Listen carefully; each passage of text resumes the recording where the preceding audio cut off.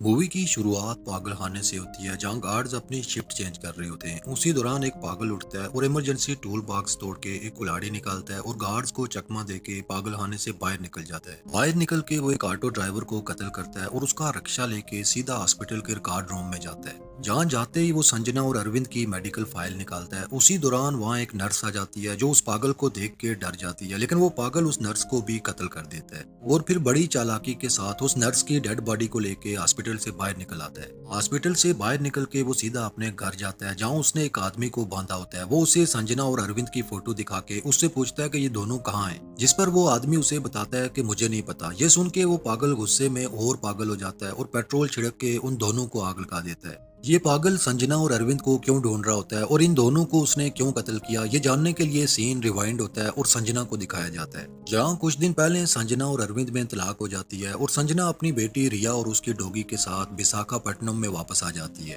और अपनी एक फ्रेंड के घर शिफ्ट हो जाती है, ये सोच कर के वो जॉब ढूंढने के बाद किराए पे अपना घर ले लेगी। अब संजना की फ्रेंड उसे समझाती है कि तुम अरविंद के साथ दोबारा पैचअप कर दो क्योंकि अकेले बच्ची को पालना और बड़ा करना आसान नहीं है। लेकिन संजना जो काफी जिद्दी थी वो उसकी बात नहीं मानती और अगले दिन वो कई ऑफिस का विजिट करती है जॉब ढूंढने के लिए। लेकिन अरविंद से भाग के शादी करने के चक्कर में उसने अपनी डिग्री भी कंप्लीट नहीं की थी, इसलिए कहीं भी उसे जॉब नहीं मिलती। अब अगले दिन संजना एक बड़े स्कूल में रिया का एडमिशन करवाने जाती है, लेकिन वहाँ की प्रिंसिपल संजना को कहती है कि पहले तुम जॉब का अरेंज करो फिर एडमिशन के लिए आना, क्योंकि जॉब के बगैर तुम यहाँ की फीस नहीं भर सकती। अब रात में संजना की फ्रेंड उसे सलाह देती है कि तुम्हें राहुल से मदद मांगनी चाहिए। राहुल संजना का क्लास फेलो था और उसका वन साइडेड लवर भी था। राहुल अब डिस्ट्रिक्ट बार में वकील होता है और संजना उससे मिलके उससे हेल्प मांगती है, जिस पर राहुल उसकी हेल्प के लिए तैयार हो जाता है और वो संजना की जॉब के लिए एक ऑफिस में बात करता है। अब अगले दिन संजना उस ऑफिस में इंटरव्यू के लिए जा रही होती है जहाँ रास्ते में उसे एक औरत दिखती है जो अपनी बच्ची को गोद में उठाए गुब्बारे बेच रही होती है। और इसी के साथ यहाँ संजना की स्टोरी दिखाई जाती है जहाँ दिखाया जाता है कि संजना बचपन से ही अपनी माँ के बहुत करीब थी और इन दोनों में दोस्ती भी बहुत थी। संजना की माँ ने उसे बहुत मेहनत से डांस सिखाया था। संजना बहुत अच्छा डांस करती थी और अपने कॉलेज के एनुअल डे पे उसने परफॉर्म भी किया था जहाँ उसे अवार्ड भी मिला था। लेकिन संजना जब कॉलेज से अवार्ड लेके घर आती है तो देखती है कि उसकी माँ मर चुकी है। संजना को उसकी माँ की मौत का बहुत सदमा लगता है। संजना अपनी माँ की पुरानी साड़ी को हमेशा ओढ़ के रखती थी। अब कुछ ही दिन गुजरते हैं और दिखाया जाता है कि संजना का बाप शादी करके एक औरत को घर ले आता है, लेकिन संजना उस औरत को माँ मानने से इनकार कर देती है। कहानी आगे बढ़ती है और दिखाया जाता है कि थोड़े दिन बाद संजना स्कूल से 2 घंटे लेट आती है। घर आने पे सौतेली माँ उससे पूछती है कि तुम किधर थी, लेट क्यों आई, जिस पर संजना उसे बताती है कि वो दोस्त के साथ थी। संजना की सौतेली माँ उसे थप्पड़ मार के कहती है कि तुम झूठ बोल रही हो। अब इसी बात को लेके उनमें झगड़ा हो रहा होता है कि वहीं संजना का बाप आता है और संजना को माँ से यूं बात करते देख के वो उसे थप्पड़ मार देता है, जिसके बाद संजना वहाँ से चली जाती है और उसके बाद वो अपनी सौतेली माँ से कभी बात नहीं करती। अब दिखाया जाता है कि संजना बड़ी हो जाती है और एक दिन वो अपने साथ अरविंद को घर ले आती है। अरविंद को अपने पेरेंट्स से मिलाती है और उन्हें बताती है कि ये मेरा बॉयफ्रेंड है और मैं इससे शादी करने वाली हूँ, जिस पर संजना का बाप भड़क जाता है और उसे कहता है कि मैं तुम्हारी शादी किसी अरे गहरे से नहीं करवाऊंगा। जवाब में संजना उसे कहती है कि मैं आपसे पूछ नहीं रही, मैं आपको बता रही हूँ। अब ये सुन के संजना की सौतेली माँ भी उस पर बरस पड़ती है और उसे कहती है कि अगर तुम्हें हमारी इज्जत का ख्याल नहीं है तो ये घर छोड़ के निकल जाओ। संजना अपना सारा सामान पैक करके अरविंद के साथ चली जाती है। दोनों कोर्ट मैरिज करते हैं, जिसके बाद उनकी एक बच्ची होती है रिया। जिसके बाद अरविंद एक बड़ी कंपनी में जॉब स्टार्ट कर देता है और संजना घर संभालने लगती है। दोनों काफी खुश होते हैं। अब काफी टाइम गुजर जाता है और एक दिन संजना को उसकी सौतेली माँ की कॉल आती है जो उसे बताती है कि तुम्हारे बाप की मौत हो चुकी है। वो उसे वापस घर बुलाती है और संजना भी जाने का फैसला कर देती है। वो अरविंद को फोन करती है, लेकिन अरविंद उसका फोन नहीं उठाता, इसलिए संजना जाने से पहले अरविंद के ऑफिस जाती है ताकि उसे बता के निकले। लेकिन संजना जब अरविंद के ऑफिस में पहुंचती है, वहाँ अरविंद कंपनी के चेयरमैन की बेटी के साथ रोमांस कर रहा होता है। ये देख के संजना समझ जाती है कि अरविंद उसे धोखा दे रहा है। अरविंद उसे मनाने की कोशिश करता है, लेकिन वो उसकी एक नहीं सुनती और उसे कहती है कि तुम्हें तलाक के डॉक्यूमेंट्स जल्द मिल जाएंगे। जिसके बाद वो अरविंद को छोड़ देती है और रिया को साथ लेके वापस विशाखापट्टनम आ जाती है। अब यहाँ से कहानी वापस प्रेजेंट में आती है जहाँ दिखाया जाता है कि संजना राहुल के बताए हुए ऑफिस में इंटरव्यू के लिए पहुंच जाती है। जहां जुम्बा ट्रेनर की वैकेंसी खाली होती है और इंटरव्यू टेस्ट के बाद फाइनली संजना को जुम्बा ट्रेनर की जॉब मिल जाती है। अब जॉब मिलने के बाद संजना रिया का स्कूल में एडमिशन करवा देती है और इसके बाद वो शहर से थोड़ा बाहर एक जगह किराए का घर देखने जाती है। संजना ब्रोकर के साथ उस घर में पहुंच जाती है और ये वही घर होता है जिसे मूवी की शुरुआत में उस पागल ने जला दिया था। ब्रोकर संजना को बताता है कि इस घर का मालिक बाहर के मुल्क में रहता है और घर में एक रूम लॉक होता है, जिसका ब्रोकर उसे बताता है कि इस रूम में इस घर के मालिक का सामान पड़ा है, इसलिए लॉक होता है। संजना को ये घर पसंद आ जाता है और वो रिया को लेके इस घर में शिफ्ट हो जाती है। दूसरी तरफ अरविंद को कंपनी के चेयरमैन की बेटी के साथ प्रेस कॉन्फ्रेंस में दिखाया जाता है, जहां अरविंद को कंपनी का सीईओ अनाउंस किया जाता है और ये ओहदा अरविंद को चेयरमैन की बेटी के साथ रिलेशनशिप में होने की वजह से मिला था। अब वहाँ यही सवाल एक रिपोर्टर अरविंद से पूछता है कि आपको ये ओहदा इसी रिलेशनशिप की वजह से मिला है और इसी वजह से आपको आपकी वाइफ और बच्ची भी छोड़ के चली गई है। अरविंद से हर जगह हर कोई यही सवाल कर रहा था, जिसे सुन के अरविंद गुस्से में पागल हो जाता है और वहाँ से उठ के अंदर आता है, जहाँ वो डिसाइड करता है कि अब वो अपनी बेटी रिया की कस्टडी हासिल करके ही रहेगा और संजना को बदनाम करके रहेगा ताकि लोग समझें कि संजना ही गलत थी। अब अरविंद रिया की कस्टडी के लिए केस कर देता है और अदालत में सबको दिखाया जाता है, जहां संजना का वकील राहुल होता है। राहुल कोर्ट को बताता है कि अरविंद बहुत बड़ा बिजनेसमैन है, उसके पास इतना टाइम नहीं कि रिया को खुद संभाल सके। वो रिया की देखभाल के लिए किसी मेड को हायर करेगा, इसलिए बेहतर है कि लड़की माँ के साथ रहे, क्योंकि माँ की जगह कोई मेड नहीं ले सकती। और इस दलील को कोर्ट भी मान लेती है, जिसके बाद रिया की कस्टडी संजना को ही दी जाती है। लेकिन कोर्ट से निकलते ही अरविंद संजना को बताता है कि रिया असल में हमारी बच्ची नहीं है, तुमने हॉस्पिटल में मुर्दा बच्ची को जन्म दिया था और मैंने उस मुर्दा बच्ची को किसी और की बच्ची से बदल लिया था, क्योंकि अगर लोगों को ऐसा पता चलता तो मेरी इंसल्ट होती। यकीन ना हो तो जाके हॉस्पिटल का रिकॉर्ड चेक कर देना। अब इसके बाद संजना राहुल के साथ हॉस्पिटल जाती है, जहां रिकॉर्ड चेक करने पे उन्हें पता चलता है कि अरविंद ठीक कहता था, रिया उनकी बच्ची नहीं थी। और साथ उन्हें पता चलता है कि रिया का असल बाप वही पागल आदमी होता है जिसे मूवी की शुरुआत में दिखाया गया था। उसका नाम सूर्या होता है। नर्स उन्हें बताती है कि रिया की माँ की मौत हो गई थी और सूर्या क्रिमिनल था। बीवी की मौत के बाद उसने हॉस्पिटल में पागलों वाली हरकतें शुरू कर दी, जिसके बाद उसे पागल खाने भेज दिया गया और उसकी बेटी रिया को अरविंद ने खरीद लिया। साथ नर्स उसे ये भी बताती है कि काफी सालों बाद वो पागल इस हॉस्पिटल में आया था। उसने एक नर्स और एक वार्ड बॉय को भी कत्ल कर दिया था और रिकॉर्ड से उसे ये भी पता चल चुका था कि उसकी बेटी तुम लोगों के पास है। अब ये सब जान के रिया बहुत डर जाती है। अब एक रात रिया घर में होती है, जहाँ उसे बाहर कुछ आवाजें सुनाई देती हैं। संजना बाहर आके देखती है, जहाँ सूर्या खड़ा होता है और वो संजना को कहता है कि तुम मेरी बेटी को लेके मेरे ही घर में रह रही हो, मैं तुम्हें जान से मार दूंगा।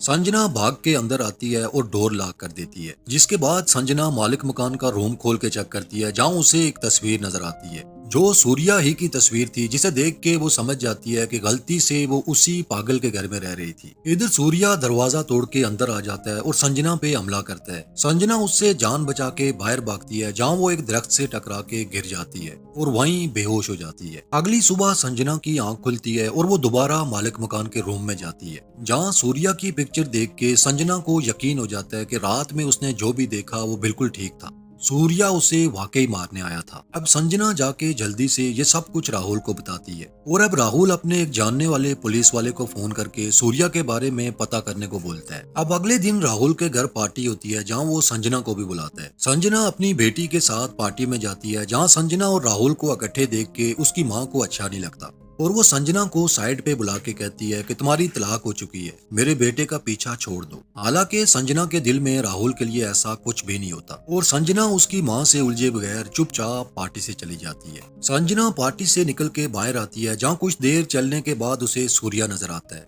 सूर्या को देख के संजना रिया को लेके भागने लगती है और भागते हुए वो एक खंबे से टकरा के बेहोश हो जाती है। माँ को बेहोश देख के रिया रोने लगती है, जिसकी आवाज सुन के करीब खड़े पुलिस वाले वहाँ जाते हैं। पुलिस को देख के सूर्या भाग जाता है और वो लोग संजना को हॉस्पिटल ले जाते हैं, जहाँ अब कुछ दिन बाद संजना की हालत ठीक होने लगी थी और दूसरी तरफ पुलिस सूर्या की खोज में लग जाती है। अब राहुल संजना को फोन करके पुलिस स्टेशन बुलाता है, जहाँ वो संजना को सूर्या की सीसीटीवी फुटेज दिखाता है, जिसमें सूर्या की 2 साल पहले डेथ हो चुकी थी। और फिर संजना को उस रात भागते हुए उसकी सीसीटीवी फुटेज भी दिखाई जाती है, जिसमें वो अकेली भागती दिखाई दे रही होती है और वहाँ फुटेज में कहीं भी सूर्या दिखाई नहीं देता। अब ये सब देख के संजना भी हैरान रह जाती है और उसे भी कुछ समझ नहीं आ रही होती कि ये क्या हो रहा है। अब राहुल उसे बताता है कि तुम्हारी सौतेली माँ और साइकेट्रिस्ट से बात करने के बाद मुझे पता चला कि तुम्हारी माँ के मरने के बाद तुम्हें बहुत गहरा सदमा लगा था, जिसके बाद तुम अपनी माँ से इमेजिनेशन में बातें करती रहती थी और अगर कोई तुम्हारी माँ की बुराई करे तो तुम उससे भी लड़ती थी। लेकिन अरविंद से शादी के बाद तुम ठीक हो चुकी थी, लेकिन अब इससे अलहदगी के बाद तुम फिर इनसिक्योर फील कर रही हो। अब यहाँ संजना को अपनी बीमारी का पता चलता है और सब कुछ अपनी आंखों से देखने के बाद संजना को यकीन हो जाता है कि सूर्या सिर्फ उसकी इमेजिनेशन है। अब इसके बाद संजना स्कूल से रिया को लेने जाती है, लेकिन संजना की मुसीबतें अभी खत्म होने वाली नहीं थी क्योंकि कहानी में दो बड़े बड़े ट्विस्ट अभी बाकी हैं। दूसरी तरफ सूर्या को दिखाया जाता है जो हकीकत में अब भी जिंदा था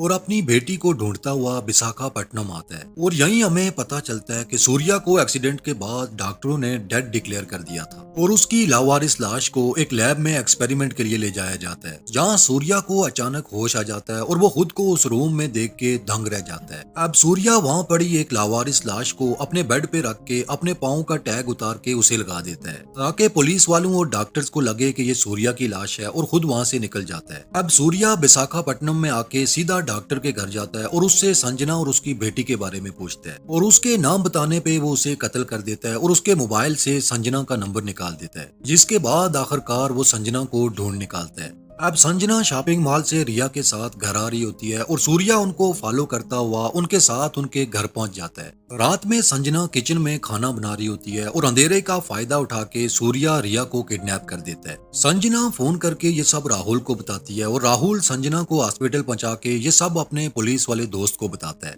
और आसपास के एरियो की सीसीटीवी फुटेज चेक करते हुए पुलिस वालों को आखिरकार सूर्या मिल ही जाता है और सूर्या को जिंदा देख के पुलिस वाले भी हैरान रह जाते हैं। पुलिस वाला फोन करके राहुल को बताता है कि सूर्या एक खतरनाक क्रिमिनल है, वो लड़कियों को किडनैप करके दूसरे कंट्रीज में सप्लाई करता है और पैसों के लिए वो कुछ भी कर सकता है। अब वो सब मिलके रिया की तलाश में लग जाते हैं। इधर रिया को लेके सूर्या जंगल में एक घर में जाता है और संजना को फोन पे कहता है कि अगर तुम्हें अपनी बेटी वापस चाहिए तो 1 करोड़ रुपया लेके यहाँ आ जाओ और अगर पुलिस को बताया तो मैं रिया को कत्ल कर दूंगा। अब रिया को कुछ समझ नहीं आ रही होती कि वो क्या करे और फिर मजबूरन वो अरविंद को कॉल करती है, उसे सारी बात बता के उससे हेल्प मांगती है। लेकिन अरविंद यहाँ उससे सौदा करने लगता है और उसे कहता है कि ठीक है मैं रिया को बचाऊंगा, लेकिन उसके बाद रिया फिर मेरे साथ रहेगी। ये सुन के संजना कॉल काट देती है और अब वो रिया के लिए अकेली लड़ने का फैसला करती है। वो अपने बचे हुए पैसों से एक गन खरीदती है और फिर बैग के अंदर गन और कुछ पत्थर डाल के वो सूर्या के बताए हुए एड्रेस पे पहुंच जाती है,